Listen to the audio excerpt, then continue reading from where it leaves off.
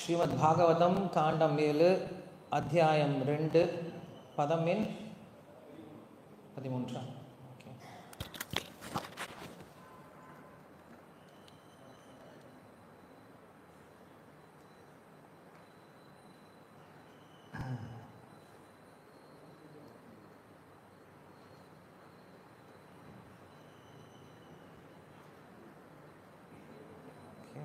हरे कृष्ण कृष्ण कृष्ण हरे हरे हरे राम राम राम हरे हरे. श्लोक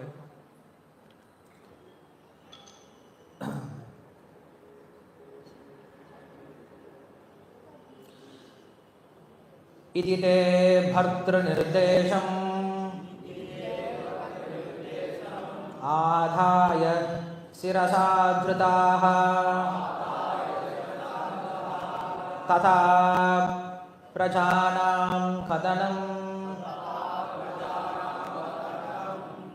विदधुः कथनः प्रियाः इति ते भर्तृनिर्देशम्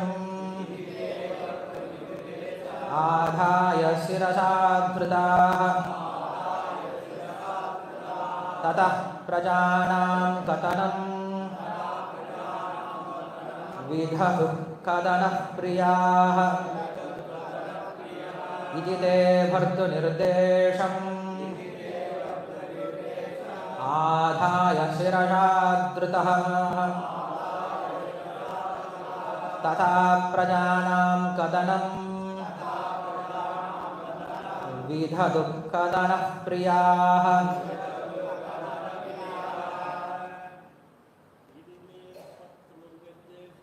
इति ते भर्तृनिर्देशम् आधाय शिरसा धृताः तथा प्रजानां कथनं विदधुः कथनः प्रियाः. इति ते भर्तृनिर्देशम् आदाय शिरसा धृताः तथा प्रजानां कथनं विदधुः कथनः प्रियाः. इति ते भर्तृनिर्देशम् आधाय शिरसा धृताः तथा प्रजानां कथनं विदधुः कथनः प्रियाः. इति ते भर्तृनिर्देशम् आधाय शिरसा धृताः तथा प्रजानां कथनं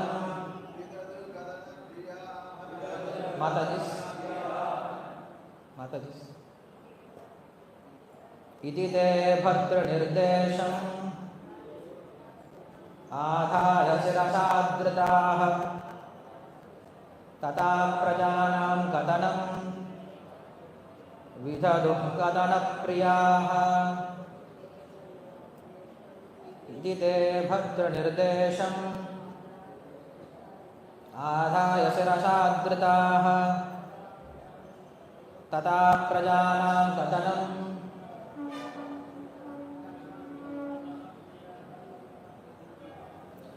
इति thus they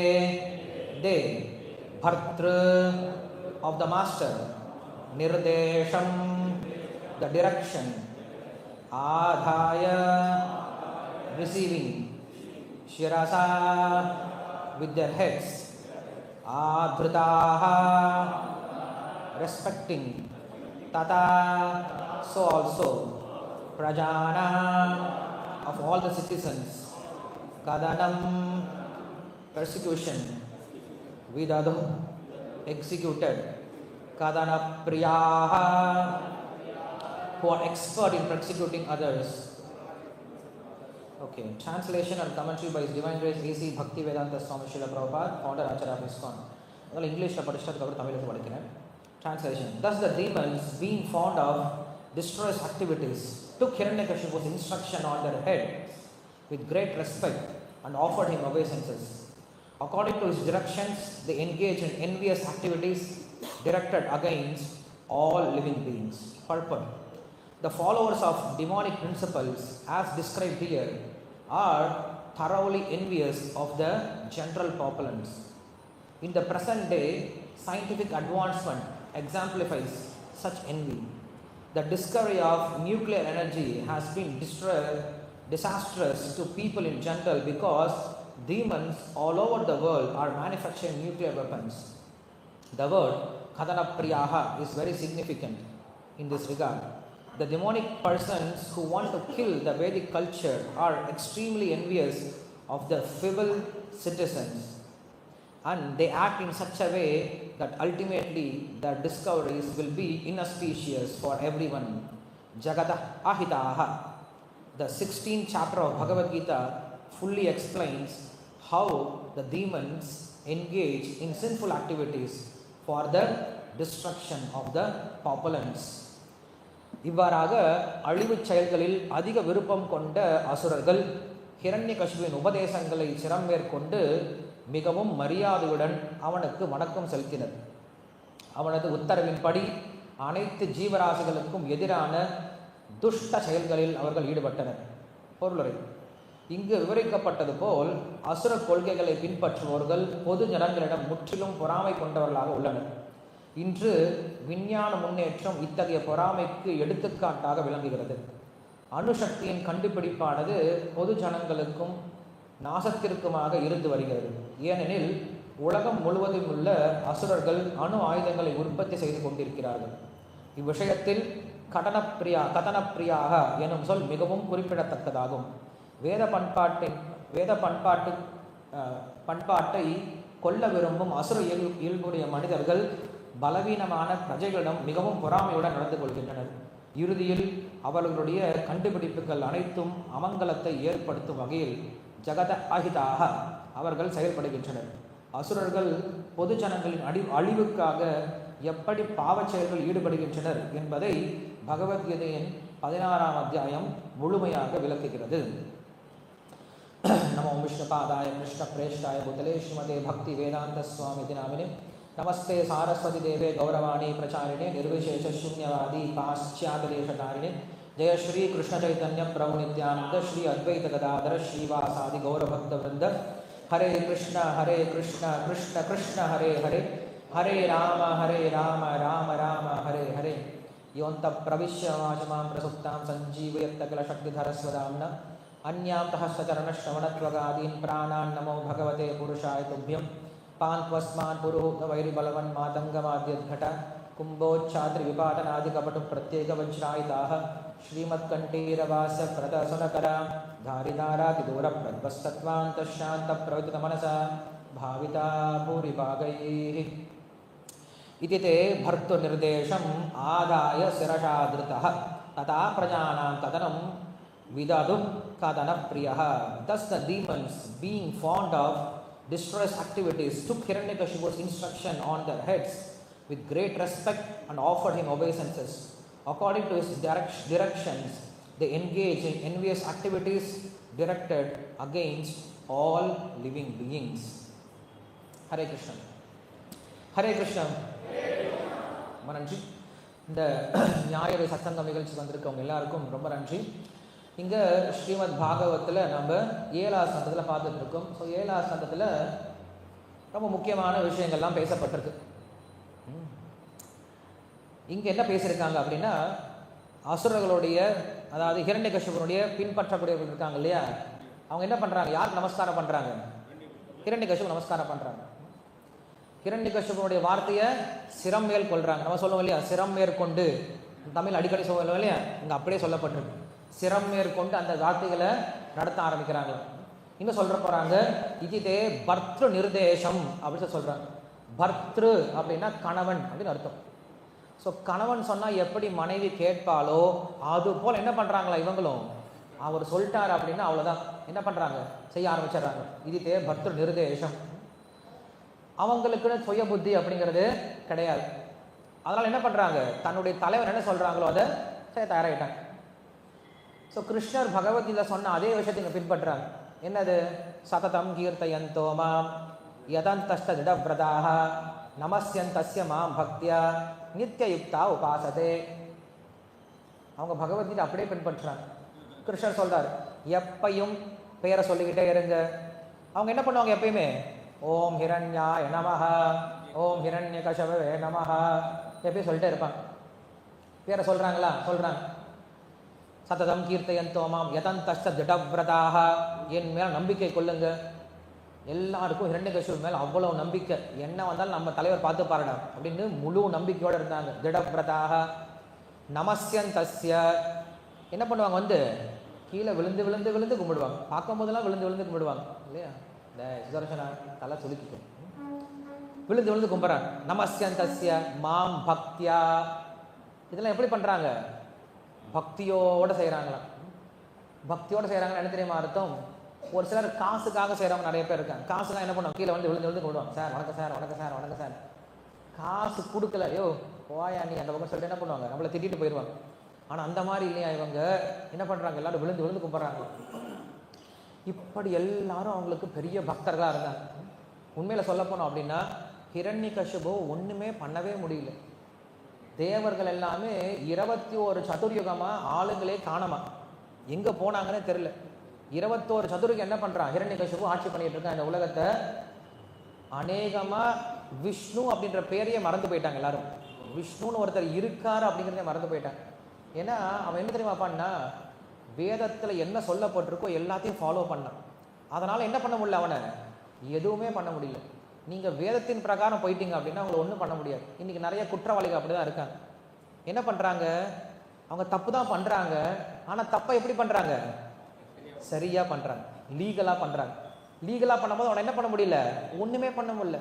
அவனை குற்றத்தை என்ன பண்ண முடியாது, நீங்கள் நிரூபிக்கவே முடியாது, அவனை உள்ளே போட முடியாது. அவங்க என்ன பண்ணுறாங்க, ஈஸியாக தப்பிச்சு போயிடுறாங்க. இந்த விஷயம்லாம் ஏற்கனவே பண்ணிட்டாங்க ஆல்ரெடி, அதை இருந்து அவங்க காப்பி பண்ணிட்டு இருக்காங்க, வேறு ஒன்றும் கிடையாது. ஸோ என்ன பண்ணுறாரு அப்படின்னா ஹிரண்யகசிபு, வேதத்தில் என்ன சொல்லியிருக்காங்களோ எல்லாத்தையும் செய்யுங்கடா, யஜ்யம் பண்ணுங்க, பூஜை பண்ணுங்க, எல்லாம் பண்ணுங்க, ஆனால் எனக்காக பண்ணுங்க இல்லையா? எல்லாத்தையும் மாற்றிட்டார் அவர். கொஞ்சம் கூட டவுட்டே இல்லாமல் எல்லாம் போயிட்டு இருக்கு. ஸோ இதனால் உலகம் வந்து அதுக்கு தெரியாது, அது பாட்டு நடந்துட்டு இருக்கு. நம்ம மூளை மாதிரி தான். சயின்ஸ் என்ன சொல்லுது அப்படின்னா, நம்ம மூளைக்கு நாம் எப்படிப்பட்ட சூழ்நிலை இருக்குன்னு தெரியாது. நான் கஷ்டப்படுறேன் கஷ்டத்தில் இருக்கேன் நினச்சிட்டு இருந்தேன். ஆனால் என்ன பண்ணும், அந்த மூளை என்ன பண்ணும் அப்படின்னா அதற்கு தகுந்த ஆசிட்டை சுரக்குமா, ஹார்மோன் சுரக்குமா. அப்போ நம்மளுக்கு சும்மா நல்லையாகவே இருந்தாலும் என்ன, நம்மளுக்கு உண்மையில் கஷ்டம் வந்துடும், நோய் வந்துடும். ஒரு சிலர் எப்போ பார்த்தாலும் அனுப்பிக்கிட்டே இருப்பாங்க, என்னடா வாழ்க்கை இப்படி இருக்கமே இது ஒரு வாழ்க்கையாடா, இது எப்போ பார்த்தாலும் நெகட்டிவாகவே ஆலோசனை பண்ணிகிட்டே இருப்பாங்க. அப்போ என்ன ஆகும், அவங்க வாழ்க்கையில் நெகட்டிவ்னஸ் தான் வந்து சேரும்.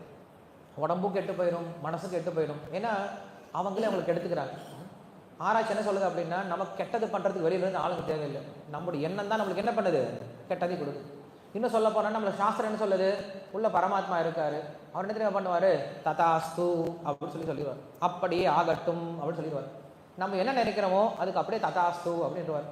அதனால் உள்ள மனசுக்குள்ளாரதே நம்ம நல்ல எண்ணங்கள் வரும். என்ன ஆகுனா ஹிரண்யகசிபு எல்லாத்தையும் ஆட்சி பண்ணிட்டு இருக்கான். எல்லாம் மறந்து போயிட்டாங்க, விஷ்ணுவை மறந்து போயிட்டாங்க. இந்திரன்லாம் வந்து என்ன பண்ணுறான், வீட்டுக்கு முன்னாடி கோலம் போட்டுட்டு இருக்கானா. இப்படி ஒரு ராஜபோகமான ஒரு வாழ்க்கை, யமதர்மெல்லாம் பயந்துட்டு இருக்கான்.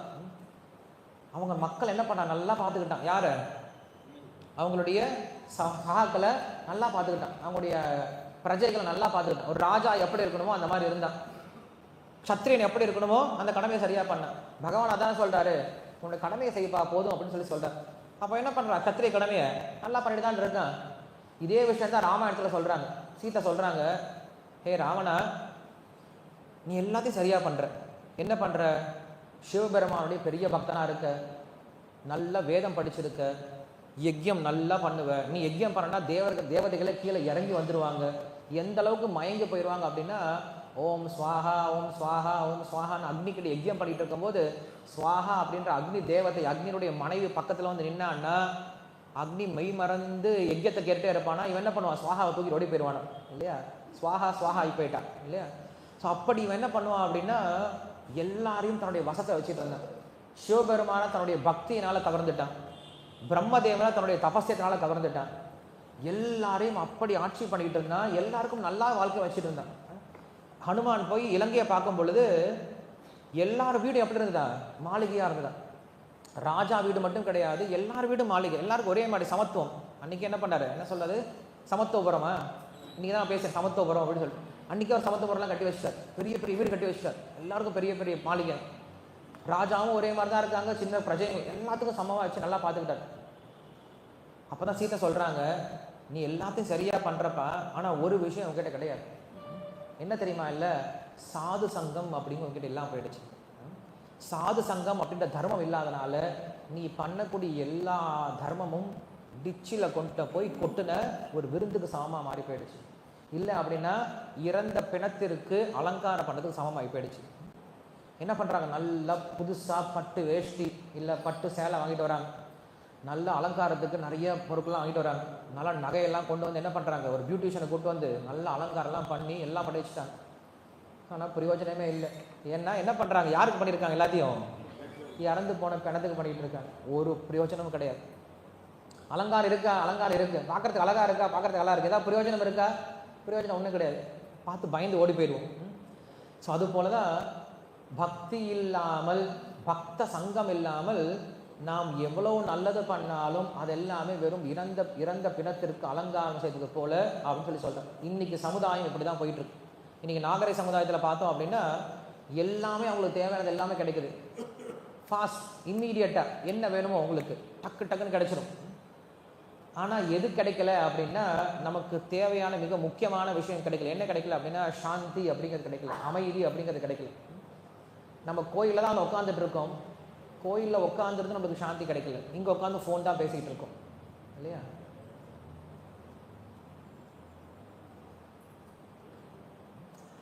ஸோ நம்ம என்ன பண்ணுறோம்? கோயிலுக்கு எதுக்காக வரோம்? கொஞ்சமாவது அமைதியாக நம்ம வாழ்க்கையை நடத்தலாம் அப்படின்னு சொல்லி வரோம். பட் இங்கே வந்து என்ன இப்படி தான் இருக்கும், ரொம்ப டிஸ்டர்ப்டாகவே இருக்கும்.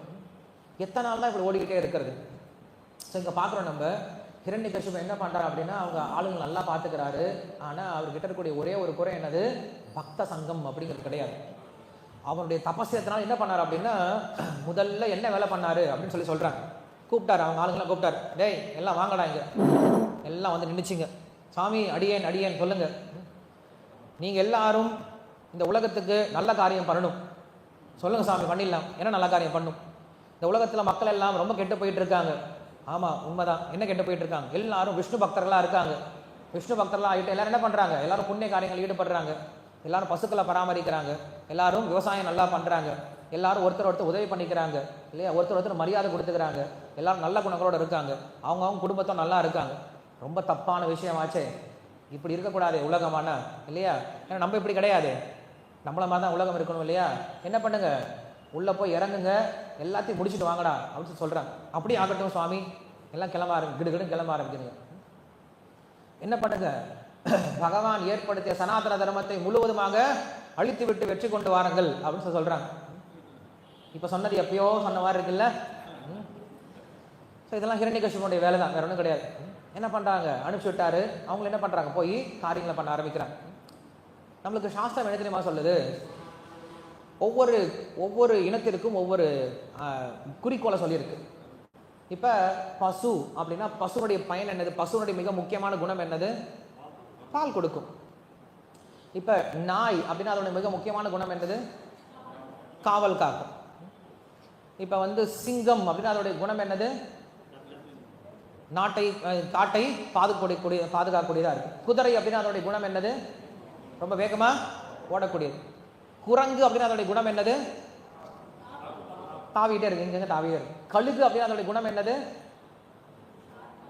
மேலேருந்து பார்த்தாலும் எப்படி இருக்கும்? ரொம்ப பார்வை, தூர பார்வை நல்லா இருக்கும் இல்லையா? யானையினுடைய ஸ்பெஷல் குவாலிட்டி என்னது? பலம் இல்லையா? பலத்துக்காக அன்றைக்கி உபயோகப்படுத்துகிறாங்க, இன்னைக்கு பிச்சை எடுக்கிறதுக்காக உபயோகப்படுத்துகிறாங்க இல்லையா? அது வேற விஷயம். இப்படி ஒவ்வொரு மிருகத்தை பார்க்கும்போது நம்மளுக்கு ஒவ்வொரு குணம் தெரியும். இது இந்த குணம் கொண்டதுன்னு சொல்லி தெரியும். மனிதன் இவன் மனிதன்னா இப்படி தான் சார் இருப்பான் அப்படின்னு எப்படி சொல்ல முடியும்? குரங்குன்னா இப்படி இருக்கும், நாய்னா எப்படி இருக்கும், குதிரைன்னா எப்படி இருக்கும், யானைன்னா எப்படி இருக்கும் இல்லையா? நாய் எல்லாம் சொல்லிடலாம். மனுஷன் எப்படி சார் இருப்பான்? பராந்தகம். மனுஷன் எப்படி இருப்பான்? இதெல்லாம் கலந்துருப்பான் சார். ஒரு நாள் தலைவர் எப்படி இருப்பார்? சிங்கம் மாதிரி இருப்பார், கர்ஜனை பண்ணுவார், தண்ணியை பார்த்துப்பார். நல்லா இருக்கல, நான் நல்லா கம்பீரமாக இருக்கல, சிங்கம் மாதிரி இருக்கல அப்படி என்ன பண்ண, அடிக்கடி திரும்பி பார்த்துப்பார். ஏய் மரியாதை கொடுங்கடா இல்லையா? சிங்கமாக இருப்பார். ஒரு நாள் எப்படி இருப்பார்? சோர்ந்து போய் உட்காந்துட்டு இருப்பார். ஒன்றும் முடியல, என்னமோ வாழ்க்கை, என்னமோ நடந்துட்டு இருக்கு அப்படின்னு சொல்லிட்டு இஞ்சி தின்ன குரங்கு எப்படி உட்காந்துருக்குமோ அது போல் உட்காந்துருப்பார். இஞ்சி தின்ன பார்த்துருக்கீங்களா? அப்படியே மூஞ்சி எப்படி மூணு வச்சு உட்காந்துட்டு இருக்கும். ஒரு சில நாள் புழு மாதிரி இருப்பார், நெண்டிக்கிட்டே இருப்பார், சும்மா உட்கார முடியாது. கொஞ்ச நேரம் உட்காந்து கிளாஸ் கேளுங்கண்ணா நெண்டிக்கிட்டே இருப்பாங்க, பக்கத்தில் நோண்டுறது, இதை பண்ணுறது, அதை பண்ணுறது. ஒரு நாள் எருவு மாடு மாதிரி இருக்கிறது, என்ன சொன்னாலும் அப்படியே மதம் உட்காந்து சரி சரி சரி சரி. ஒரு நாள் குதிரை மாதிரி இருப்பாங்க, ரொம்ப எனர்ஜெட்டிக்காக இருப்பாங்க, ஓடிக்கிட்டே இருப்பாங்க, இந்த பக்கம் ஓடிட்டே இருப்பாங்க, என்ன காரியமே தெரிய ஓடிட்டே இருப்பாங்க. இப்போ என்ன பண்ணுறோன்னா மனுஷங்க மிருகத்தினுடைய குணத்தை வளர்த்துட்டு இருக்குமே தவிர எதை மறந்து போயிட்டோம்? மனிதனுடைய குணத்தை மறந்தே போயிட்டோம். அப்போ மனிதனுக்கு உண்டான ஸ்பெஷல் குவாலிட்டின்னு ஒன்று இருக்கும் இல்லையா? இவன் தான் மனிதன் அப்படின்னு நம்மளுக்கு சொல்லி அனுப்பியிருக்காங்க இல்லையா? சாஸ்திரம் சொல்லுது மனிதனுக்கு உண்டான ஸ்பெஷல் குவாலிட்டி என்ன அப்படின்னா லோக சங்கிரகம் அப்படின்னு சொல்லி சொல்கிறார், தபஸ்யம் அப்படின்னு சொல்லி சொல்கிறார். தவம் அப்படிங்கிறது என்னவா? மனிதனுக்கு உண்டான ஸ்பெஷல் குணம் அப்படின்னு சொல்லி சொல்கிறார். மனுஷன்னா எப்படி இருக்கணும்? அவன் தவம் பண்ணக்கூடியவனா இருக்கணுமா? தபம்னா என்னது? தவம்னா என்னது? உட்காந்துட்டு ஓ அப்படின்னு சொல்லியிருக்க தவமா? கிடையாது. சாஸ்திரம் நம்மளுக்கு அதே மறுபடியும் சொல்லுது. இல்லை, வைராகியம். தவம் அப்படின்னா தப ஆலோசனை அப்படின்னு தாத்து சம்ஸ்கிருதத்தில். ஆலோசனை அப்படின்னு சொல்லி சொல்கிறார். ஆலோசனை பண்ணக்கூடியவனா இருக்கான. நம்ம சொல்கிறோம் இல்லையா, மனிதனுக்கு உண்டான ஒரு ஸ்பெஷல் குணம் என்னது? ஆலோசனை தன்மைன்னு சொல்லி சொல்கிறோம் இல்லையா? சிந்திக்கக்கூடிய தன்மை அப்படின்னு சொல்கிறோம். மற்ற மிருகங்கள்லாம் சிந்திக்காது. மற்ற மிருகங்கள்லாம் தனக்காக மட்டும்தான் யோசிக்கும் இல்லையா? மற்றவங்களுக்காக யோசிக்காது. ஆனால் மனிதனுக்கே உண்டான ஒரு சிறப்பு குணம் என்ன அப்படின்னா என்னைக்குமே மற்றவர்களுடைய நன்மைக்காக ஆலோசனை பண்ணக்கூடியவன பேர் தான் என்ன சொல்கிறாங்க? மனிதர்கள் அப்படின்னு சொல்கிறாங்க. ஏன் உனக்கெல்லாம் மனசு இருக்காடான்னு சொல்லி கேட்பாங்க. என்ன சார் அர்த்தம் அப்படின்னா இப்படி நடந்துக்கிறே, இப்படி ஒரு கீழ்த்தனமாக நடந்துக்கிறியே அப்படின்னு சொல்லி கேட்பாங்க. ஸோ அப்படின்னு என்ன தெரியுமா அர்த்தம்? மனுஷன் என்றைக்குமே மற்றவர்களுடைய நன்மையை பற்றியே யோசிக்கணுமா. அதனால அவனுக்கு பேர் மனிதன் அப்படின்னு சொல்கிறோம். தப ஆலோசனை. தபம் அப்படின்னு என்னது? ஆலோசனை, சிந்திக்கணும். எதை பற்றி சிந்திக்கணும்? மற்றவர்களுடைய நன்மைக்காக ஆலோசனை பண்ணணும். நீங்கள் பகவத்கீதையில் பார்த்தீங்க அப்படின்னா கிருஷ்ணர் முதல்ல ஆத்ம தத்துவத்தெல்லாம் பேசிட்டு இந்த உலகத்தை பற்றி வரார். இந்த உலகத்தை படைக்கும் போது நான் எப்படி இந்த உலகத்தை படைச்சிருக்கேன்னு சொல்லி சொல்கிறேன். எப்படி படைச்சிருக்கா தெரியுமா? யாருக்கு தெரியும் அந்த ஸ்லோகம்? 3ஆம் அத்தியாயத்தில் ஐ திங்க் 9, 10வது ஸ்லோகம். ரொம்ப முக்கியமான ஸ்லோகம். நம்மளாம் பிரச்சாரம் பண்ணுறோம், நம்மளுக்கு இந்த ஸ்லோகம் கண்டிப்பாக தெரிஞ்சிருக்கும். இந்த உலகத்தை படைக்கும் போது அவர் இதை படைக்கிறார். நேற்று நான் கிளாஸில் சொல்லிட்டு இருந்தது. என்ன சொன்னார் தெரியுமா? சஹயஜ்ஞா பிரஜா சிருஷ்டுவா புரோவாச்ச பிரஜாபதி அனேன பிரஷவித்வம் ஏஷவோ திஷ்ட காமதுக்கு தேவான் பாவயதாதேன தே தேவா பாவயந்து வஹ பரஸ்பரம் பாவயந்தஹ ஸ்ரேய பரமபாப்ஸ்யத இஷ்டான் போகான் ஹி ஓ தேவா தாஸ்யந்தே யஜ்ய பாவிதாக ஐர்தத்தான பிரதாயைப்யோ யோ புங்க்தே ஸ்தேன ஏவசஹ யஜ்யசிஷ்டாசனச்சந்தோ முச்சந்தே சர்வகில்பிஷைஹி புஞ்சதே தே துவஹம் பாபா ஏபசந்த்யாத்மகாரணாத் யஜ்யார்த்தாத் கர்மணோன்யத்ர லோகோயம் கர்மபந்தனஹ ததர்த்தம் கர்ம கௌந்தேய முக்த சங்க சமாச்சார. வாழ்க்கையை வாழ்வதற்கு முன்னாடி இந்த விஷயம், இந்த தத்துவத்தை தெரிஞ்சுக்கணும்னு சொல்லி சொல்றாரு. என்ன சொல்றாரு? இந்த உலகத்தை படைக்கும் போது சஹயஜ்ஞா அப்படின்னு சொல்லி சொல்றாரு. இந்த உலகத்தை படைக்கும் போது யஜ்யத்தோட சேர்ந்து அனுப்பி வைக்கிறேன்னு சொல்லி சொல்றாரு. யஜ்யம்னா என்னது? யஜ்யம் அப்படின்னா என்னது? யஜ்யம்னா விஷ்ணுன்னு சொல்லி சொல்றோம். யஜ்யத்தினுடைய இறுதி இலக்கு விஷ்ணுன்னு சொல்லி சொல்றோம். பட் யஜ்யம் அப்படின்னா என்னது? இங்கிலீஷ்ல யஜ்யம்னா என்ன சொல்லுவோம்? இங்கிலீஷ்ல யஜ்யத்துக்கு வார்த்தைக்கு என்னது? Very good. சாக்ரிஃபைஸ் இன்னொரு அர்த்தம் என்ன சொல்லலாம்? தியாகம் இல்லையா? யஜ்யம்னா என்ன தெரியுமா அர்த்தம்? அந்த காலத்துல யஜ்யம் பண்ணும்போது நிறைய பேர் வருவாங்க இல்லையா? அவங்களுக்கு என்ன பண்ணுவாங்க? நிறைய தியாகம் பண்ணுவாங்க. ஒரு நாளைக்கு 5 வகையான யஜ்யம் பண்ணணும்னு சொல்லி சொல்றாங்க இல்லையா? பூத யஜ்யம், பித்ரு யஜ்யம், தேவ யஜ்யம், ரிஷி யஜ்யம், ஜீவ யஜ்யம் சொல்லிட்டு 5 வகையான யஜ்யம் சொல்றாங்க. ஒரு மனிதனுடைய மிக முக்கியமான கடமை என்னதான்? யஜ்யம் அப்படின்னு சொல்லி சொல்றாங்க. யஜ்யம்னா என்னது? மறுபடியும் சொல்றேன், மற்றவர்களுக்கு நன்மை செய்வது தான் யஜ்யம், வேற ஒன்றும் கிடையாது. கிருஷ்ணர் பகவத்கீதையுடைய ஆரம்பத்திலேயே யஜ்யத்தில் தான் ஆரம்பிக்கிறார். ராமாயணத்தில் பாருங்க, ராமாயணத்தில் பார்த்தோம் அப்படின்னா ராமர் பிறந்தார் ஒரு ஸ்லோகம். அடுத்த ஸ்லோகம் என்ன தெரியுமா இருக்கு? விஸ்வாமித்திரர் வந்துட்டார். நடுவில் ஸ்லோகமே இல்லை. நடுவில் ராமர் வளர்ந்தார், விளையாடினார், சேட்டை பண்ணார், ஒன்றுமே கிடையாது. ராமாயணத்தில் பார்த்தீங்கன்னா அவ்வளோ பிளண்டாக இருக்கு. ராமர் பிறந்தாரா? பிறந்த அடுத்த ஸ்லோகத்தில் விஸ்வாமித்திரர் வந்துட்டாராம். எதுக்கு வந்தார்? கல்யாணம் பண்ணி கொடுக்கறதுக்கு வந்தார் சார். நம்ம நினைப்போம் அப்படிதான், கல்யாணம் பண்ணி கொடுக்கறதுக்காக. உண்மைதான் அதுவும். பட் அவர் எதுக்காக வந்தாருன்னா யாகத்துக்கு கூட்டிகிட்டு போகிறதுக்காக வந்தார். யாரை? ராமர். அப்போ ராமரும் நம்மளுக்கு வாழ்க்கையில் எந்த தெரியுமா காட்டுறாரு? நம்ம வாழ்க்கையில் செய்ய வேண்டிய மிக முக்கியமான முதல் காரியம் என்னதான்? யஜ்யம் அப்படின்னு சொல்கிறார். யஜ்யம்னா என்னது? மறுபடியும் மற்றவருக்கு செய்யக்கூடிய நன்மையை தான் யஜ்யம் அப்படின்னு சொல்கிறோம். நம்ம செய்யக்கூடிய என்ன யஜ்யம்? நம்ம இந்த கலியுகத்தில் செய்யக்கூடிய யஜ்யம் என்னது? நாம சங்கீர்த்தனம் அப்படின்ற யஜ்யம். இந்த நாம சங்கீர்த்தனம் யஜ்யம் எதுக்காக பண்ணுறோம்? சைத்தன்ய மகாபிரபு சொல்லியிருக்கார். நாம சங்கீர்த்தனம் எதுக்கு தெரியுமா பண்ணுறோம்? நம்ம ஜபமே பண்ணிட்டு போயிடலாம் இல்லையா? நம்ம நாமத்தை சொல்லணும், ஜபமே பண்ணிட்டு போயிடலாம். ஆனால் சைத்தன்ய மகாபிரபு என்ன சொல்லியிருக்காரு? நாம சங்கீர்த்தனம் பண்ணுங்கன்னு சொல்லி சொன்னார். நாம சங்கீர்த்தனம் என்னது? சத்தமாக பாடுறது இல்லையா? ஹரே கிருஷ்ணன் என்ன பண்ணுறது? சத்தமாக சொல்கிறது, எல்லாரும் சேர்ந்து சத்தமாக சொல்கிறது. இதை நாம சங்கீர்த்தனம் அப்படின்னு சொல்லி சொல்கிறோம். வெறும் நாமம் அப்படின்னு சொல்லி சொன்னால் பரவாயில்ல. ஆனால் என்ன சொல்லியிருக்காரு அவர்? நாம சங்கீர்த்தனம் அப்படின்னு சொல்லி சொன்னார். ஏன் ஒருவன் நாம சங்கீர்த்தனம் பண்ணணும்? நாம ஜபத்துக்கும் நாம சங்கீர்த்தனுக்கு என்ன வித்தியாசம்? நாம ஜபம் அப்படிங்கிறது நம்முடைய நன்மைக்கு மட்டும் பண்ணும். நாம சங்கீர்த்தனம் அப்படிங்கிறது ஒரு சின்ன செடியிலிருந்து ஆரம்பித்து, ஒரு சின்ன பூச்சியிலிருந்து ஆரம்பித்து என்ன பண்ணுவோம்? அதை கேட்கும்போது அதுக்கு நல்ல கதி கிடைக்குமா? ஸோ அதனால தான் நாம சங்கீர்த்தனம் அப்படிங்கிற விஷயத்த சொன்னார் அவர். என்ன சொன்னார் அவர்? ரோட்டில் போய் பாடுங்கன்னு சொல்லி சொன்னார். எந்த ஒரு மந்திரத்தை, எந்த ஒரு நாமத்தை ரொம்ப ரகசியமாக வச்சுட்டு இருந்தாங்களோ அந்த மந்திரத்தை என்ன பண்ணார்? சைத்தன்ய மகாபிரபு உடச்சி விட்டு ஓப்பன் பண்ணி விட்டார். இதற்கு முன்னாடி பார்த்தோம்னா இந்த மாதிரி மந்திரத்தை யாருமே சொல்லிக் கொடுக்க மாட்டாங்க. நீங்கள் ஸ்ரீ வைஷ்ணவ சம்பிரதாயத்துக்கு போங்க, மாதவ சம்பிரதாயத்துக்கு போங்க, வல்லப சம்பிரதாயத்துக்கு போங்க, தீக்ஷ மந்திரத்தை உங்கள் காதில் சொல்லிக் கொடுப்பாங்க. அந்த சொன்ன மந்திரத்தை நீங்கள் என்ன பண்ணக்கூடாது? வெளியில் சப்தம் போட்டு சொல்லவே கூடாது. ஆனால் சைத்தன்ய மகாபிரபு என்ன தெரியுமா பண்ணார்? அந்த மந்திரத்தை ஓப்பன் பண்ணி விட்டார். எல்லாருக்கும் கிடைக்கட்டும் இந்த மந்திரம் அப்படின்னு சொல்லிட்டு என்ன பண்ணார்? மடையை திறந்து விட்ட மாதிரி. ஒரு பெரிய டேமில் தண்ணி சேர்ந்துக்கிட்டே இருக்குது, தண்ணி ஃபுல்லாகிட்டே இருக்குது. இந்த பக்கம் வாய்க்கால் ஓப்பன் பண்ணாவே இருக்குது, தண்ணி இந்த பக்கம் சேர்ந்துக்கிட்டே இருக்குது.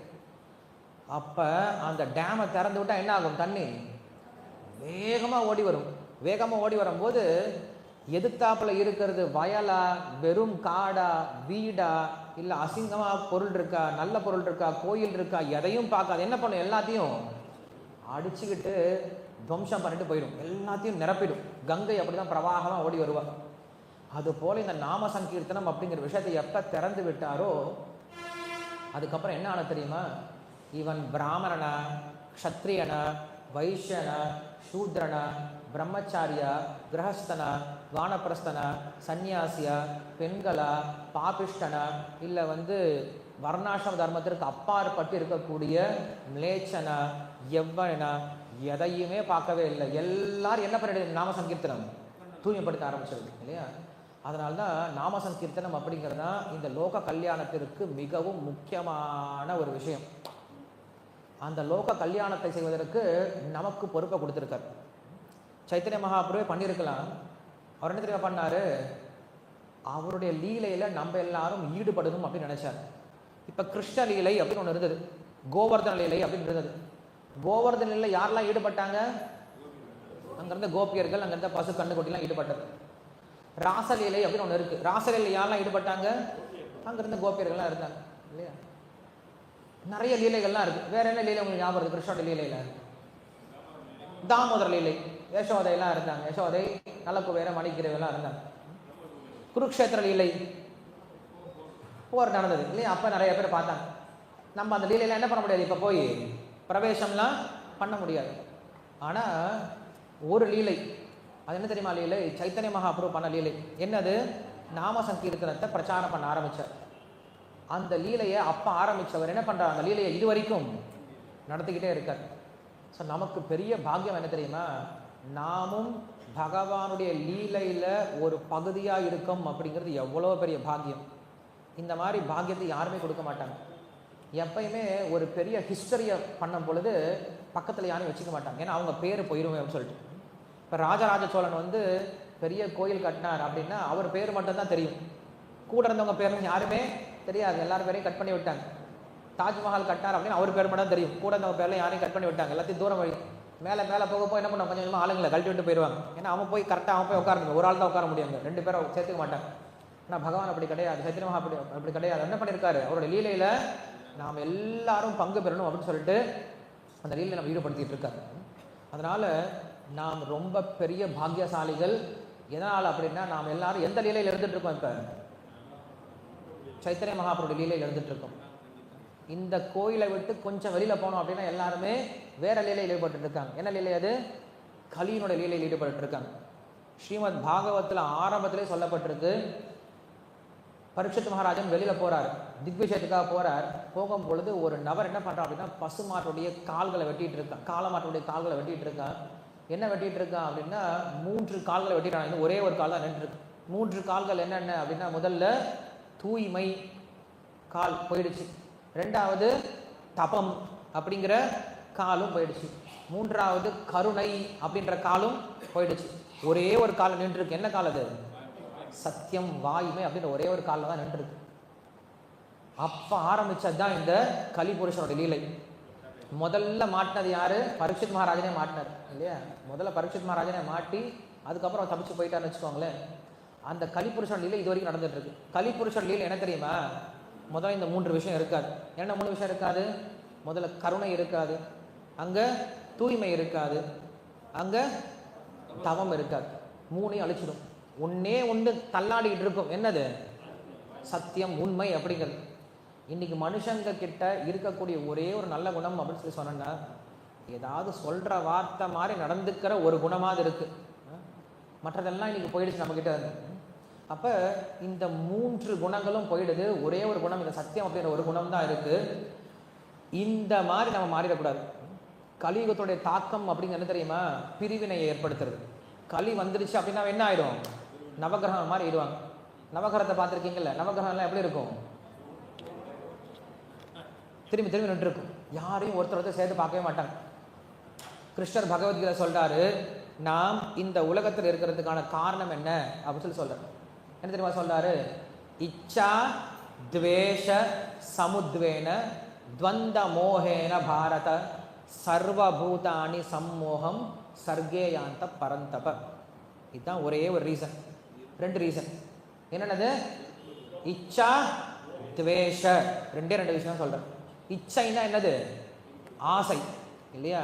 இல்லைன்னா பற்றுதல் அப்படின்னு சொல்றேன். துவேஷம்னா என்னது? வெறுப்பு, பகைமை.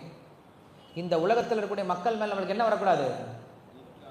பற்றுதலும் இருக்கக்கூடாது, அதே சமயத்தில் என்ன இருக்கக்கூடாது? வெறுப்பும் இருக்கக்கூடாது. 2மே இருக்கக்கூடாது.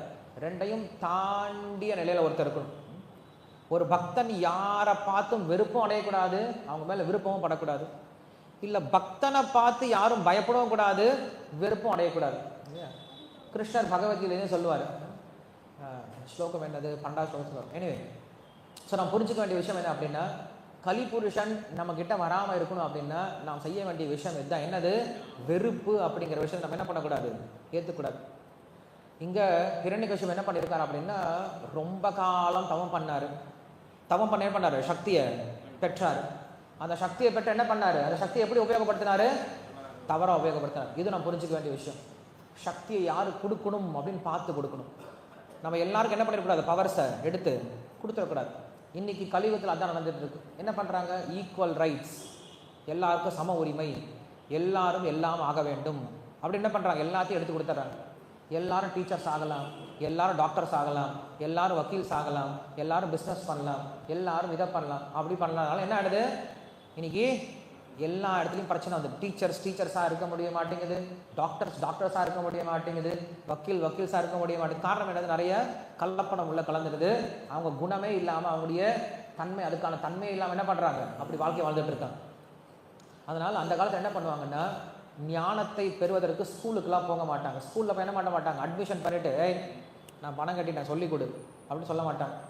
அந்த காலத்தில் என்ன பண்ணணும்? ஒரு குருவை போய் அணுகணும், குருவுக்கு நமஸ்காரம் பண்ணணும், அவரு கீழே சேவை பண்ணணும், சேவை பண்ணிக்கிட்டே இருக்கணும். எது வரைக்கும் தெரியுமா? அந்த குரு பார்த்து சரிப்பா அவனுக்கு என்னதான் வேணும் அப்படின்னு அவராக கேட்பார். அது வரைக்கும் என்ன பண்ணணும்? சேவை பண்ணிகிட்டே இருக்கணும். நீங்கள் போய் நின்றுட்டு சுவாமி எனக்கு இது வேணும் அப்படின்னு சொன்னால் கொடுக்கவே மாட்டாங்க. ராமானுஜருக்கே அந்த நிலைமை தான். ராமானுஜர் என்ன பண்ணாரு? திருக்கோஷ்டூர் நம்பிக்கிட்ட போய் நிற்கிறாரு. சுவாமி நான் ராமானுஜர் வந்திருக்கேன், போயிட்டு வா. மறுபடியும் போயிட்டு வராரு. எங்கேருந்து அவர் போயிட்டு வரணும்? காஞ்சிபுரத்துலேருந்து இங்கே வந்துட்டு போகணும், திருக்கோஷ்டூர் வந்துட்டு போகணும். நடந்தே வருவார், மறுபடியும் வரும். சாமி நான் ராமானுஜன் வந்திருக்கேன் போயிட்டு வா. 2 மறுபடியும் நிற்கிற சாமி நான் ராமானுஜன் வந்திருக்கேன் போயிட்டு வா. 3 இப்படியே 17 முறை ஆயிடுச்சு. அப்புறம் ராமானுஜன் சொன்னாங்க, சாமி நான் உங்களோட அடியேன் வந்திருக்கேன் உட்காரு இல்லையா, உங்களுடைய சேவகன் வந்திருக்கேன்னு சொல்ல உட்கார வச்சுட்டார் இல்லையா. இதுதான் நமக்கு தெரிஞ்சுக்க வேண்டிய விஷயம். ஃபஸ்ட்டு கல்வி அப்படின்னா என்னது? டிசிப்ளின். கல்வி அப்படின்னா பணிவு அப்படின்னு சொல்லி சொல்கிறோம். வித்யா ததாதி வினயம் அப்படின்னு சாஸ்திரம் சொல்லு. வித்தியினால ஒருத்தர் என்ன கிடைக்குமா? வினயம் கிடைக்கணுமா? வினயம்னா என்னது? பணிவு அப்படிங்கிறது கிடைக்கணும். பணிவு இல்லைன்னா அதுக்கு பேர் என்ன கிடையாது? கல்வியே கிடையாது. இன்னைக்கு கல்வி முறை ஒருத்தர் என்ன கொடுக்குதுன்னா அகங்காரத்தை கொடுக்குது. நான் படித்தவன்டா அப்படின்னு அகங்காரத்தை தான் கொடுக்குது. அவனுக்கு பணிவை கொடுக்க மாட்டேங்க. முகத்திலே தெரியணும் பணிவு அப்படிங்கிற, முகத்திலே தெரியணும். ரொம்ப கனிவாக இருக்கணும். கனிவுன்றது இன்னைக்கு வர மாட்டேங்குது. ஸோ இங்கே பார்க்குற நம்ம ஹிரண்யகசிபுடைய ஆளுக்கெல்லாம் என்ன பண்ணுறாங்க? போய் உலகத்தையே துவம்சம் பண்ணாங்க, உலகத்தையே கெடுத்துட்டு இருந்தாங்க. இன்னைக்கு இருக்கக்கூடிய சுச்சுவேஷன் அன்றைக்கே பார்த்துட்டோம் நம்ம. ஹிரண்யகசிபுடைய ஆளுங்க தான் இன்றைக்கி எல்லா இடத்துலையும் இருக்காங்க. ஹிரண்யகசிபுடைய ஸ்கூல் தான் இன்றைக்கி எல்லா இடத்துலையும் இருந்துட்டு இருக்கு. ஹிரண்யகசிபுடைய ஸ்கூலோடைய டீச்சர்ஸ் யாரு? ஹிரண்யகசிபுடைய ஸ்கூல் டீச்சர்ஸ் யாரு? பேர் என்னது?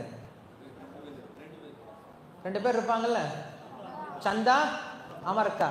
அவங்க குரு யாரு? சுக்ராச்சாரியர். சந்தா அமர்கா என்ன தெரியுமா சொல்லிக் கொடுப்பாங்க? பேதத்தை சொல்லிக் கொடுத்துட்டே இருப்பாங்க. பிரகலாத் மகாராஜா சொல்லுவார், இவன் உயர்ந்தவன், இவன் தாழ்ந்தவன், இவன் எதிரி, இவன் நண்பன், இது வேணும், இது வேண்டாம், இது சரி, இது சரியில்லை, இவங்க எல்லாத்தையும் அழிக்கணும், இவங்கெல்லாம் நம்மளுக்கு எதிரிகள் இல்லையா. நீ தான் எப்பயும் முதல்ல இருக்கணும், நீ தான் நம்பர் 1 இருக்கணும், you are the best, you are the best, you are the best. கேள்விப்பட்ட மாதிரி இருக்குல்ல இல்லையா? Be number 1, be number 1, be number 1. எல்லாரும் நம்பர் 1 இருந்தால் அது எப்படி நம்பர் 1 ஆகும்? எல்லாரும் நம்பர் 1 ஆகும், எல்லாரும் நம்பர் 1 இருக்கணும். முட்டாள்தனம் இல்லையா? எல்லாரையும் சின்ன வயசுல என்ன பண்ணுற? ரஜோகுணத்தை அதிகப்படுத்திட்டாங்க. நம்ம பிறக்கும் போது எப்படி தான் பிறந்திருக்கோம்? எல்லாருமே ரஜோகுணத்துக்கு தமோ குணத்துக்கு தான் பிறந்திருக்கும். எல்லாத்தையும் சத்வகுணத்தை கொண்டு வர முயற்சி பண்ணுமே தவிர ரஜோகுணத்தை என்ன பண்ணக்கூடாது? அதிகப்படுத்தக்கூடாது. பிரகலாத் மகாராஜ் தான் சொன்னார், இந்த ஸ்கூல் எனக்கு செட் ஆகாது சார். ஏன்? ஏன்னா ஸ்கூலில் நீங்கள் என்ன பண்ணுறீங்க? பேதம் சொல்லிக் கொடுக்குறீங்க. இவன் வேண்டாம், இவன் உயர்ந்தவன், இவன் தாழ்ந்தவன், இவன் எதிரி, இவன் நண்பன் சொல்லிக் கொடுக்குறேன், எனக்கு இந்த ஸ்கூலில் வேண்டாம். ஏன்பா? ஏன்னா எல்லாருக்குள்ளாரும் யார் இருக்காங்க? பகவான் இருக்காரு, எல்லாருக்குள்ளேயும் பரமாத்மா இருக்காரு. அதனால எல்லாத்தையும் நான் என்ன பண்ணணும்? மரியாதை கொடுக்கணும். யாருமே எனக்கு என்ன கிடையாது?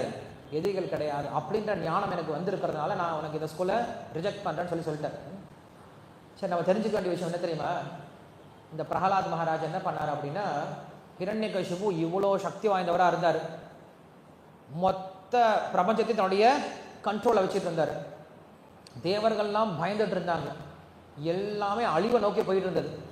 ஆனால் அதை கம்ப்ளீட் அப்படி ஆப்போசிட் பார்த்தோம் அப்படின்னா ஒரே ஒருத்தர் தான் இருந்தார். பெரிய பக்த சங்கம்லாம் கிடையாது, பெரிய சொசைட்டிலாம் கிடையாது. ஒரே ஒரு பக்தன், பெரிய முதிர்ந்த பக்தன்லாம் கிடையாது. பிறந்து 5 வயசு சின்ன பையன்தான். அந்த பையன் என்ன பண்ணவே இல்லை, உட்காந்து பெருசாக தவம்லாம் பண்ணவே இல்லை. அந்த பையன் பண்ண வேலை ஒரே ஒரு வேலை தான். என்ன பண்ணா? எப்போ பார்த்தாலும் நாம சங்கீர்த்தனம், நாம சங்கீர்த்தனம், நாம சங்கீர்த்தனம். வேறு எதையுமே பண்ணவே இல்லை. பகவானுடைய பேரையே சொல்லிக்கிட்டு இருந்தான். அவ்வளோதான் பண்ணான்.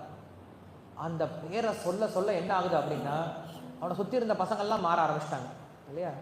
ஃபஸ்ட்டு பசங்க தான் மாறுவாங்க இல்லையா. ஏன்னா சின்ன குழந்தைங்களுடைய மனசு எப்படி இருக்குது? ரொம்ப சுத்தமாக இருக்கும். இன்றைக்கி அந்த பசங்க தான் கெடுக்கிறாங்க. இன்னைக்கு சின்ன குழந்தைங்களுடைய மனசு தான் ஃபஸ்ட்டு கெடுக்கிறாங்க. இன்றைக்கி குழந்தைகள்லாம் குழந்தைங்கள மாதிரி தெரியல. அன்றைக்கெல்லாம் 8 வயசு குழந்தை, 10 வயசு குழந்தைலாம் ரொம்ப இன்னசென்ட்டாக இருக்கும். நம்மளுக்கெல்லாம் ஒன்றுமே தெரியாது. 10 வயசு ஆனாலும் நம்ம என்ன பண்ணுவோம்? டயர் ஓட்டிக்கிட்டு பல்பம் சாப்பிட்டுட்டு இதை பண்ணிகிட்டு இருந்தோம். இன்றைக்கி 8 வயசு பசங்கள்லாம் பார்த்தோன்னா பசங்க மாதிரி 8 வயசு குழந்தைங்க மாதிரியே தெரியல. பிஞ்சிலேயே பழுத்துறதுன்னு சொல்லுவோம் இல்லையா, அது மாதிரி ஏடுறாங்க. யாரை பார்த்தாலும் அவங்க கிட்ட இன்னசென்ஸே இருக்கிறது கிடையாது. ரொம்ப மெச்சூர்டாக பிஹேவ் பண்ணுறாங்க, ரொம்ப மெச்சூர்டாக பேசுகிறாங்க, ரொம்ப மெச்சூர்டாக செயல்பட ஆரம்பிக்கிறாங்க. அவங்கள பார்த்தா ஆசையாக வர மாட்டேங்க, அவங்கள பார்த்தா பயம்தான் வருது. நம்மளை பார்த்து கிண்டல் பண்ணாங்க, உனக்கு என்ன தெரியும், எதாவது தெரியுமா உனக்கு சொல்ல கிண்டல் பண்ணுறாங்க. அன்றைக்கி என்ன பண்ணாருன்னா, ஃபஸ்ட்டு குழந்தைகளை மாற்ற ஆரம்பித்தார். எப்படி மாற்ற ஆரம்பித்தார்? அவர் பிரச்சாரம் பண்ணார். பிரகலாத் மகாராஜ் பிரச்சாரம் பண்ணார். என்ன பிரச்சாரம் பண்ணார்? சொன்ன விஷயம் இதுதான். இப்போ மனித வாழ்க்கை ரொம்ப ரொம்ப அரிதானது.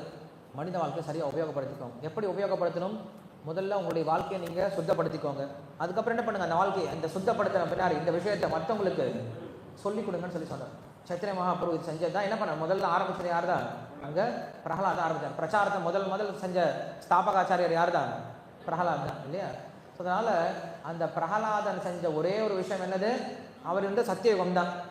சத்தியயுகத்தில் அவர் என்ன பண்ணியிருக்கலாம், உட்காந்து தியானம் பண்ணியிருக்கலாம், இல்லை அவங்க அப்பா போல் யாகம் பண்ணியிருக்கலாம், இல்லை கோயில் வழிபாடு பண்ணியிருக்கலாம். எதையும் பண்ணவில்லை. அவருக்கு ஒரு சின்ன விக்கிரகம் கூட கிடையாது. ஒரு ஃபோட்டோ கூட அவங்க அப்பா வாங்கி கொடுக்கலையா. ஃபோட்டோவே இல்லையே, விஷ்ணு ஃபோட்டோ வைக்க முடியாது அவங்க வீட்டில். ஃபோட்டோவும் கிடையாது, ஃபோட்டோவும் இல்லை, மறந்தே போயிடுச்சு. எல்லாரும் விஷ்ணு மறந்து போயிடுச்சு, ஒன்றுமே கிடையாது. ஜபமாலை கூட இருந்துச்சான்னு கூட தெரியல. ஆனால் என்ன இருந்தது, வாய் நிறைய பகவானுடைய நாமம் மட்டும் இருந்தது. அதனால் அந்த பெரிய பாக்கியத்தை, எந்த ஒரு செயல்பாடை பிரகலாதன் பண்ணானோ அந்த செயல்பாடை இப்போ என்ன பண்ணுறோம், நாம் செஞ்சிட்டு இருக்கோம். பிரகலாதன் செஞ்ச விஷயத்தை நாம் செஞ்சுட்டு இருக்கோம் அப்படின்னு யோசிச்சு பாருங்க, எவ்வளோ பெரிய விஷயத்தை செஞ்சுட்டு இருக்கோம் அப்படின்னு சொல்லிட்டு. அந்த விஷயத்தை நம்ம என்ன பண்ணணும், பிரகலாதன் எப்படி நாமத்தை எடுத்துக்கிட்டானோ அதை போல் எடுத்துக்க முயற்சி பண்ணணும். ஒரு வீடு கட்டணும் அப்படின்னா நிலத்தை வாங்கிட்டோம், நிலத்தை வாங்கினதுக்கப்புறம் வீடு கட்ட முயற்சி பண்ணுறோம். ஃபஸ்ட்டு என்ன பர்ச்சேஸ் பண்ணுவோம், லேண்டு வாங்கியாச்சு சொல்லிட்டேன் நான். என்ன செங்கல் நேராக வாங்கிடுவோமா, இல்லை ஃபஸ்ட்டு என்ன கட்டணும், கீழே என்ன கட்டணும், ஃபஸ்ட்டு பேஸ்மெண்ட். பேஸ்மெண்ட்டுக்கு என்ன வேணும், ஃபஸ்ட்டு கருங்கல்லாம் வாங்கி என்ன பண்ண போகிறோம், கட்ட ஆரம்பிக்கும். நீங்கள் பாட்டு லேண்டில் கொண்டு வந்து நல்லா லைட்ஸ் எல்லாம் கொண்டது, என்ன சொல்கிறது, பளிச்சு நிறைய லைட்ஸு, அப்புறம் ஃபேன்ஸு அதெல்லாம் கொண்டது ஃபஸ்ட்டு இறக்கிட்டீங்க. என்ன சார் பண்ணுறீங்க, வீட்டுக்கெல்லாம் இறக்கிட்டேன் சார். யோ, யாராவது இதை ஃபஸ்ட்டு இறக்குவாங்களாயா? வீடு கட்டுறது ஃபஸ்ட்டு வந்து என்ன இறக்கணும், லேண்டில் கருங்கல் இறக்கு, ஃபஸ்ட்டு அடித்தளம் போடு, அடித்தளத்தை ஃபஸ்ட் ஸ்ட்ராங் பண்ணு, 3 மாதம் செட் ஆகட்டும், அதுக்கப்புறம் என்ன பண்ணு, கல் வச்சு கட்டு, அதுக்கப்புறம் பூசு வேலை பண்ணு, அதுக்கு மேலே டெக்கரேஷன் பண்ணு, அதுக்கு மேலே உட்காந்து லைட்ஸ்லாம் போடு அப்படின்னு சொல்லுவாங்க. ஸோ அதே போல் பக்தி அப்படிங்கிற இந்த ஒரு மாளிகையில் நாம் செய்ய வேண்டிய அடித்தளமான வேலை என்னது, நாமம் அப்படிங்கிறது. இதை சரி பண்ணாமல் நம்ம அடுத்த ஸ்டெப்புக்கு போகவே கூடாது. இதுதான் நம்ம ஃபஸ்ட்டு ஸ்டெப்பாக இருக்கணும். நம்மளுக்கு பிரபுபாதர் சொன்ன விஷயம் இதுதான். ஃபஸ்ட்டு அவர் நிறைய பிரச்சாரம் பண்ணார், நிறைய பேர் வர ஆரம்பிச்சிட்டாங்க. மதன்னு ஆளுங்க வர ஆரம்பிச்சிட்டாங்க. வந்ததாலும் அவங்ககிட்ட என்ன கிடையாது, அவங்ககிட்ட குவாலிட்டி இல்லாமல் போயிடுச்சு. ஆளுங்க நிறையா இருக்காங்க, ஆனால் பிரயோஜனம் எல்லாம் போயிட்டாங்க. துரியோதனன் சொல்கிற மாதிரி தான், சங்கியார்த்தம் அப்படின்னு சொல்லுவாங்க. அவங்க குரு கிட்ட சொல்கிறான், சுவாமி நம்மக்கிட்ட நிறைய பேர் ஆளுங்க இருக்காங்க, வெறும் எண்ணிக்கைக்கு ஆளுங்க இருக்காங்க, ஒன்றும் பிரயோஜனம் கிடையாது அப்படின்னு சொல்லுவாங்க. அதுபோல் சங்கியார்த்தம் பிரவீமித்தேன்னு சொல்லுவாங்க. ஆளுங்க நிறைய பேர் இருந்து பிரயோஜனம் கிடையாது, இருக்கிறது ஒருத்தராக இருந்தாலும் எப்படி இருக்கணும், ரொம்ப ஸ்ட்ராங்கான பியூரான இருக்கணும். எப்படி பிரகலாதன் இருந்தானோ, பிரகலாதன் எப்படிப்பட்டவனாக இருந்தான், எல்லாருமே அசுரர்கள் தான். அவன் டிப்ரெஸ் ஆகவே இல்லை. எனக்கு சத்சங்கமே இல்லை, எனக்கு யார் உற்சாகப்படுத்துவாங்க, எனக்கு ஒரு கோயிலே இல்லை, எனக்கு இது இல்லை அது இல்லை, குறை சொல்லவே இல்லை. அவனுக்கு என்ன பண்ணார், அவருடைய லைஃப்பில் அவர் ரொம்ப ஸ்ட்ராங்காக இருந்தார், அவருடைய பக்தியில் அவர் ஸ்ட்ராங்காக இருந்தார். ஒருத்தர் தான், அவர் ஒருத்தருக்காக யாரும் இறங்கி வந்தாங்க, பகவானே கிடுன்னு இறங்கி வந்துட்டார். எங்கடா இவன் கூப்பிட்டா போதுனான்னு ஓடியே வந்துட்டார் இல்லையா. நரசிம்மரையே கட்டுப்படுத்திட்டானே யோசிச்சு பாருங்களேன். மற்ற கடவுளை கட்டுப்படுத்த கூட ஈஸி, நரசிம்மர் வந்து பயங்கர ஆக்ரோஷமாக இருக்கார், நரசிம்மரே அடங்கி இருக்கார் பிரகலாதனுக்கு அப்படின்னா அவருடைய பக்தியை தான் மெச்சுக்கணும். ஸோ அதனால் நாம் செய்ய வேண்டிய மிக முக்கியமான அடிப்படையான விஷயம், நம்முடைய கோயிலில் நம்முடைய பக்தர்களுக்கு செய்ய வேண்டிய, நாம் எல்லாரும் கடைபிடிக்க வேண்டிய, நாம் எல்லாரும் மாற்றிக்கொள்ள வேண்டிய, நாம் எல்லாரும் இன்னும் அதிகமாக இம்ப்ரூவ் பண்ணக்கூடிய விஷயம் என்னது, இந்த நாம ஜபம் அப்படிங்கிற விஷயம் மட்டும்தான். மற்றதெல்லாம் அப்புறம் மேனேஜரியல் திங்ஸு, நிர்வாகம் பண்ணுறது, எக்ஸ்பேண்ட் பண்ணுறது எல்லாமே ஆட்டோமேட்டிக்காக நடக்க ஆரம்பிச்சிடும். எது சரியாக இருந்தால், நம்முடைய நாம ஜபம் சரியாக இருந்தது அப்படின்னா ஆட்டோமேட்டிக்காக எல்லாம் எக்ஸ்பேண்ட் ஆக ஆரம்பிச்சிடும். இந்த நாம ஜபம் அப்படிங்கிறது சரியில்லை, நம்முடைய நாம சங்கீர்த்தனம் அப்படிங்கிற ருச்சி இல்லை அப்படின்னா நம்ம எவ்வளோ எக்ஸ்பேண்ட் பண்ணாலும் பிரயோஜனம் கிடையாது. ஏன், பெரிய பெரிய யோகிகள்லாம் பார்க்குறமே, பெரிய பெரிய பாபா அம்மாலாம் இருக்காங்களே, அவங்களாம் கூட்டத்தை சேர்க்கலையா என்ன? நம்மளோட அவங்ககிட்ட என்ன இருக்குது, நிறையா கூட்டம், பெரிய கூட்டம் போகுது. கூட்டம் சேர்க்கறது ரொம்ப முக்கியம் கிடையாது, ஆனால் எப்படிப்பட்ட கூட்டமாக இருக்கணும், அவங்க எல்லாருமே குவாலிஃபைட் பீப்புளாக இருக்கணும். ஸோ அதனால் நாம் என்ன பண்ணோம், குவான்டிட்டி அப்படிங்கிறது சேர்ந்துகிட்டே இருக்கும். சேர்ந்த குவான்டிட்டி என்ன பண்ண, நம்ம முதல்ல குவாலிட்டியாக மாற்றணும். அப்படிலாம் என்ன ஆகும், இவங்கெல்லாம் கொஞ்சம் கொஞ்சம் வெளில போக ஆரம்பிச்சிடுவாங்க. இல்லைன்னா வரக்கூடியவங்க என்ன ஆவாங்க, புதுசாக வரவங்களும் சரி இதுதான் போல இருக்குது ஸ்டாண்டர்டு அப்படின்னு என்ன பண்ணுவாங்க, அப்படியே மாற்றிக்கொள்ள ஆரம்பிச்சிடுவாங்க. இது வரைக்கும் எப்படி இருந்ததோ நம்மளுக்கு தெரியாது, ஆனால் இனிமேல் நம்ம எப்படி இருக்கலாம், கொஞ்சம் கொஞ்சமாக நம்மளை மாற்றிக்கொள்ள முயற்சி பண்ணலாம். தீட்சை வாங்கின பக்தர்கள் குறிப்பாக ஜேபிஎஸ் ஸ்கூலில் என்ன பண்ணியிருக்கீங்க, அட்மிஷன் வாங்கிட்டு அடுத்தது என்ன எக்ஸ்பெக்ட் பண்ணுவாங்க, ஸ்கூலுக்கு தினசரி வரணும்னு எக்ஸ்பெக்ட் பண்ணுவாங்க. ஸ்கூலுக்கு வரலாம் என்ன பண்ணுவீங்க மாதாஜி? நாம சங்கீதம் மாதாஜி ஸ்கூலுக்கு வரலாம் என்ன பண்ணுவீங்க? இல்லை 3 நாள் ஸ்கூலுக்கு வரல, குழந்தை ஸ்கூலுக்கு வரல என்ன பண்ணுவீங்க? ஃபஸ்ட்டு ஃபோன் பண்ணி இன்ஃபார்ம் பண்ணும் இல்லையா? ஃபோன் பண்ணி கேட்போம், ஏன் வரல, ஸ்கூலுக்கு அட்மிஷன் போட்டிங்களா ஏன் வரல அப்படின்னு சொல்லி கேட்போம். 1 மாதம் வரலன்னா பக்தர்களாக இருந்தால் என்ன பண்ணுவோம்? வீட்டுக்கே போய் உட்காந்து உங்கள் குழந்தைங்க அனுப்புங்க, ஏன் வரமாட்டீங்கன்னு என்ன பண்ணலாம்? அவங்கள போய் பேசி கன்வின்ஸ் பண்ணி கூட்டிகிட்டு வரலாம். 6 மாதம் வரவே இல்லை என்ன பண்ணுவோம்? ஸ்கூல் அட்மிஷன்லேருந்து போய் ரிமூவ் பண்ணிடுவோம். ஒரு பிரயோஜனம் கிடையாது, ஸ்கூல் அட்மிஷன் பண்ணி பிரயோஜனம் கிடையாது. ஸோ அதே போல் தான் தீட்சை அப்படிங்கிற என்னதான் அட்மிஷன். எதில்? கிருஷ்ண பக்தியில் அட்மிஷன். அட்மிஷன் என்ன அர்த்தம்? அட்டண்டன்ஸ் இருக்கணும் இல்லையா? தினசரி அட்டண்டன்ஸ் இருக்கணும். ஸ்கூலில் தினசரி அட்டண்டன்ஸ் இருக்கு இல்லையா? அது போல் தீட்சை வாங்கின பக்தர்லாம் என்ன இருக்கணும்? கோயிலில் தினசரி அட்டண்டன்ஸ் இருக்கணும். சரி, தினசரி நம்ம கொடுக்கல, நம்ம என்ன பண்ணுறோம்? எப்படி அட்டண்டன்ஸ் கொடுக்குறோம்? வாரத்துக்கு 1 நாள் அட்டண்டன்ஸ் கொடுக்குறோம். ஆன்லைனில் அட்டண்டன்ஸாக ஏற்றுக்க முடியாது இல்லையா? கொரோனா இப்போ கிடையாது, கொரோனா டைமில் நீங்கள் இன்னும் இருக்காதீங்க. கொரோனா வரும்போது பார்த்துக்கலாம். நம்ம மறுபடியும் உங்களை அட்டண்டன்ஸ், உங்களுக்கு கொரோனா தான் வேணுமா சொல்லுங்கள் பார்க்கலாம். கொரோனா தான் வேணும்னா பகவான் கிட்ட கேட்கலாம், நம்ம மறுபடியும் ஆன்லைனில் உட்காந்துக்கலாம் எல்லாருமே. நம்ம என்ன விருப்பமோ அதுதான் கிடைக்கும். அப்புறம் பகவான் சொல்லிடுற ஆன்லைனில் நீங்கள் மோட்சத்தில் இருங்கன்னு சொல்லிடுவார். அதுக்கு தனி உலகத்தை ஆரம்பிக்கணும், ஒரு ஆன்லைன் உலகத்தை ஆரம்பிக்கணும், ஸ்பிரிச்சுவல் வேர்ல்டு. ஸோ அப்போ என்ன பண்ணணும்? நம்ம இந்த ஒரு விஷயத்தை நம்ம எல்லாருமே சேர்ந்து முடிவு எடுக்கணும். பல்ராம் பிரபு ஒருத்தர் சொன்னால் மட்டும் பத்தாது. சேஞ்ச் எங்கேருந்து வரணும்? நம்ம கிட்டேருந்து வரணும். நாம் முதல்ல இதை விஷயத்தை உணரணும், நாம் உணரணும். எத்தனை பேர் சொல்லியும் சேஞ்ச் வராது. நான் உணரணும். என்ன உணரணும்? நான் எத்தனையோ பிறவிகளாக என்னுடைய வாழ்க்கையை வீணடிச்சிட்டேன். இந்த ஒரு பிறவியில் எனக்கு என்ன கிடைச்சிருக்கு? பக்தி அப்படிங்கிற விதை கிடைச்சிருக்கு. அந்த ஸ்லோகம் என்னது? எல்லாரும் தெரியும் அந்த ஸ்லோகம். அந்த ஸ்லோகம் என்னது? பிரமாண்ட பிரமிதே கோனே பாக்யவான் ஜீவ அப்படின்னு சொல்லி சொல்கிறாங்க. ரொம்ப பாக்யவான்கள் அப்படின்னு சொல்லி சொல்கிறாங்க. யாரை? நம்மளை சொல்கிறாங்க. என்ன காரணம்? ஏன்னா மதுரையில் 10 லட்சம் பேர் இருக்காங்க, இங்கே உட்காந்து இருக்கிறது என்னமோ 100 பேர் தான். 100 பேர் கிடைச்ச பாக்கியம் எல்லாருக்கும் கிடைக்கல. ஸோ நம்ம கிடைச்ச பாக்கியத்தை என்ன பண்ணணும்? சரியாக உபயோகப்படுத்திக்கணும். திருப்பதி கோயிலுக்கு உள்ளே கூட்டிகிட்டு போயிட்டாங்க, தரிசனத்துக்கு உள்ள வரி கூட்டிகிட்டு போயிட்டாங்க. கூட்டம் வெளியில் அலமோது. ஏகாதசி, என்ன ஏகாதசி? அது வைகுண்ட ஏகாதசி. உள்ளே கூட்டிகிட்டு போயிட்டாங்க. பிரகாரம் ஜெய விஜய வாசலுக்குள்ளார போக போகிறோம். போகிறதுக்குள்ளார ஃபோன் வருது சொல்லிட்டு என்ன பண்ணுற? திரும்பி வந்து ஃபோன் பேசிட்டோம் அப்படின்னா ஃபோன் பேசிட்டா வெளில அமுச்சு விட்டாங்க. நம்மளை விட துரதிருஷ்டசாலிகள் யாருமே கிடையாது. அதுபோல் நம்ம என்ன பண்ணுறோம்? எத்தனையோ ஆத்மாக்களை காட்டி நம்மளுக்கு பகவான் இந்த கருணையை கொடுத்து இங்கே கொண்டு உட்கார வச்சிருக்காரு. இங்கே வந்து உட்காந்துக்கிட்டு நான் மற்ற மனிதர்களை போல வாழ்ந்துட்டு இருந்தோம், ரொம்ப எளிமையாக எல்லாத்தையும் ரொம்ப கேஷுவலாக எடுத்துக்கிட்டோம் அப்படின்னா சகஜியர்கள் சொல்லுவோம். சகஜியாசன் கேள்விப்பட்டிருக்கீங்கல்ல? சகஜியர்கள்லாம் என்ன அர்த்தம் தெரியுமா? சகஜமாக எடுத்துக்கிறது, சகஜமாக எடுத்துக்கிறது. தமிழில் சொல்லுவாங்க சகஜமாக எடுத்துக்கிறோம். சகஜம் என்னது? கேஷுவலாக, டேக் இட் ஈஸி பாலிசி. கேஷுவலாக எடுத்துக்கிறது. இருந்தால் இருக்கட்டும், எல்லாம் இருக்கட்டும். ஜபம் பண்ணலாம், இல்லை ஹரே கிருஷ்ணா ஹரே கிருஷ்ணா ஃபோன் பார்த்துட்டு ஹரே கிருஷ்ணா ஹரே கிருஷ்ணா ஃபோன் வந்துட்டு இருக்கு. ரொம்ப முக்கியமான கிருஷ்ணராக ஃபோன் பண்ணுறாரு. கிருஷ்ணர் ஃபோன் பண்ணால் எடுக்கலாம். இதான் கிருஷ்ணர் கூட பேசிகிட்டு இருக்காரு. ஏற்கனவே ஜபத்தில் தான் நீங்கள் என்ன பண்ணுறீங்க? கிருஷ்ணரோட தான் பேசிகிட்டு இருக்கீங்க. கிருஷ்ணரோட பேசும் பொழுது நீங்கள் வேறு யாராவது கிட்டே பேசுவீங்களா? யோசிச்சு பாருங்கள். உங்களோட பிரைம் மினிஸ்டர் பேசிகிட்டு இருக்காரு, நீங்கள் நரேந்திர மோடி சாரோட பேசிகிட்டு இருக்கீங்க.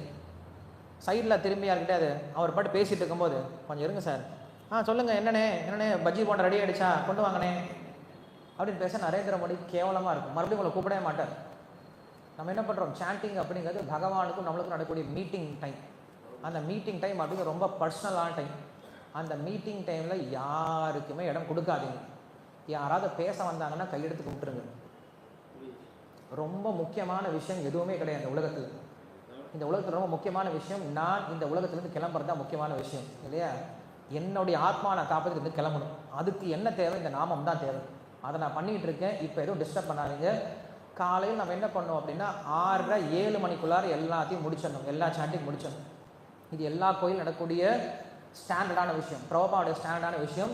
காலையில் 7 7:30 மணிக்குள்ள என்ன பண்ணணும்? 16 மாலையை முடிச்சிடணும். எப்படி 16 மாலை? பெஸ்ட்டு 16 மாலை. மாலை உருட்டிட கிடையாது, உருட்டிடணும்.